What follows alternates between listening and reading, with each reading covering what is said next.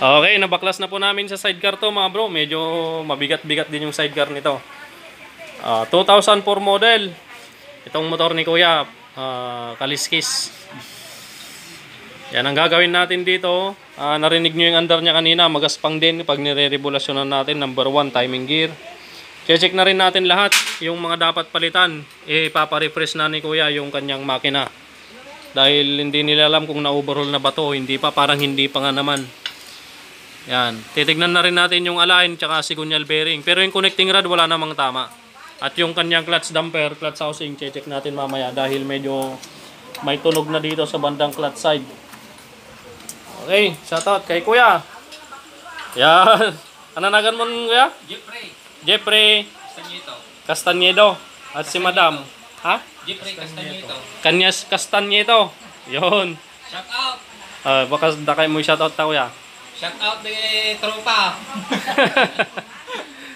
Sabi ni Kuya, dati nanonood lang siya. Ngayon, yung sarili na niya ang mapapanood niya yan. Yan. Shoutout din kay ate. Hello.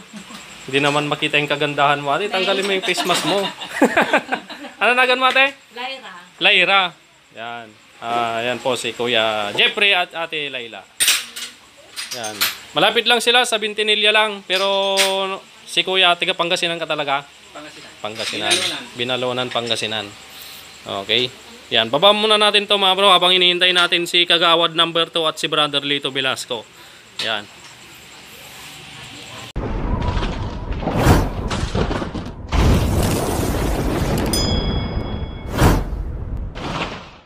A few moments later. Ayan mga kabro, biniyak na.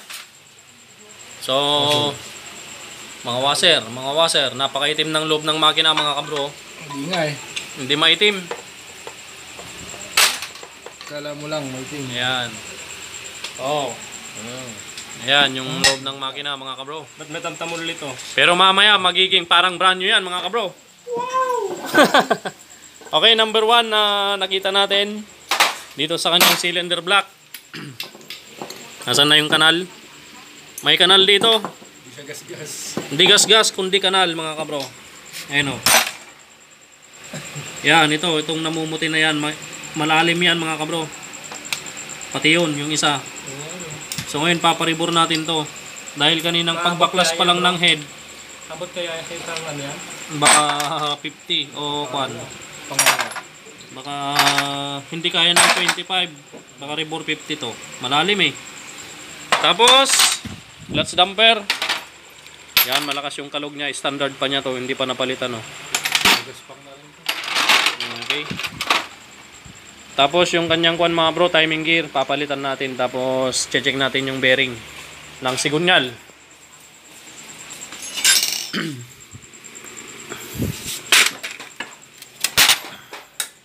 Yan, ang lakas ng kalog mga kabro. Ayan o. Refresh, palit, sigunyal bearing, palit timing gear, tapos diretso align to mga kabro. Yan. Bili ako ng gas na rin. Okay, linis time mga kabro. One eternity later. Okay mga kabro, nakabili na tayo ng dalawang sigunyal bearing. Yan, dalawa napapalitan na natin yan. Tapos original na timing gear. Ayan, pinakabit na rin natin mga kabro, original na timing gear. Ayan, ito yung box nya. Tapos yung cam gear. Yan, buksan muna natin mga kabro. Yan, original timing gear set mga kabro. Nagkakahalaga ng 5,400. Ayan yung price nya mga kabro. 5,400 set cam gear at timing gear, yung maliit, ayan o. Pero hindi kasama yung cam gear pin ha. Yan, hindi kasama yung cam gear pin. 5,400 yung bili ko. Tapos original na cylinder block. Okay, original din na mga gasket, side gasket, center gasket. Original na clutch damper, original na clutch lining, original na piston ring, at Art Piston Japan standard. Alright, so puntahan muna natin yung mga kasama natin sa kalsada. Malinis na tong kanyang makina oh. Kanina maitim, ngayon puti na mga kabro. Oh my God! Wow! Ayan, mag-assemble na lang tayo. Check muna natin si Brother Lito sa kalsada. At mayroon pang TMX 125 Alpha na tumitirik daw pag mainit. Ayan, nandito.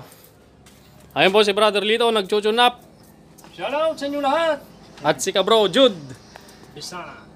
At si Kuya. Ay, shout out! Yan, shout out. Asan na yung TMX 125? Ayun, yung tumitirik daw pag mainit na galing pa ng Talavera. Ito, pag mainit, tumitirik na. So, naging problema nito, dinayagnos ko na primary coil. Yung stator, bumibigay na, wala nang kuryente, mahina na. At kapag kinikik mo dito sa may ignition coil, payat na payat yung kuryente. At pinakiramdaman ko din yung wire dito, yung high tension wire, yung red na may line, black na may lining na red. Hinawakan ko, sinipa ko, wala nang kuryente, hindi na nakukuryente yung aking mga daliri. Ayan, so papalitan natin ng 4-pin CDI. Convert na lang natin sa 4-pin CDI yan mamaya. Yan. Alright. Mag-assemble na tayo. Assemblein ko na yung motor ni Kuya. Yan. Balik na tayo sa laboratorio natin. Si Brother Lito. Diyan ka muna, Brother Lito, ha? Okay. Let's go. Mag-assemble na tayo, mga kabro. Okay. Nakakasana, mga kabro, yung mga ibang pyesa. Ayan, o. Dito na tayo sa panggilid. Maghihigpit na lang tayo ng castle nut. Okay. Shoutout po sa mga customer po natin. Ayan. At sa dalaga po ni Kuya. Yan. Unika Iha. Ayan. Nahihiya pa si Madam. At kay Kuya. Bayaw ni Kuya. Ayan. From Bintinilla na, Kuya. Ninagan mo, Kuya? Interviewin ka man. John. Ayan si Kuya John from Bintinilla. Okay. Ayan na yung bagong block, mga bro. Tapos stock na rocker arm. Ay, rocker arm. Thumb follower yung ginamit natin dahil maganda pa naman. Pati yung kanyang push rod maganda pa. Original pa lang niyan. Okay? Assemble na tayo habang nagme-merenda tayo ng ice candy. Yan. Okay. Ay bro, ice candy. Gusto mo? Ano, nagtampo ako. Ay no, mayroon pa doon. Kuha ka lang. Okay, pakita ko na lang sa inyo to mamaya, mga bro, pag nabuo na. Original yung timing gear set. Yan. 2 very boring minutes later. So, tapos na po ikabit yung makina. At nabuo na natin, oh. Papandarin na lang po natin. Ko na lang yung swapo. Papandarin na lang pala ni Brother Lito. Okay. Sigurado to pag umandar parang brand new. Dahil original yung timing gear, mga kabro. Sana nga lang, no? Ba, Brother Lito. Sarap ng bulalo.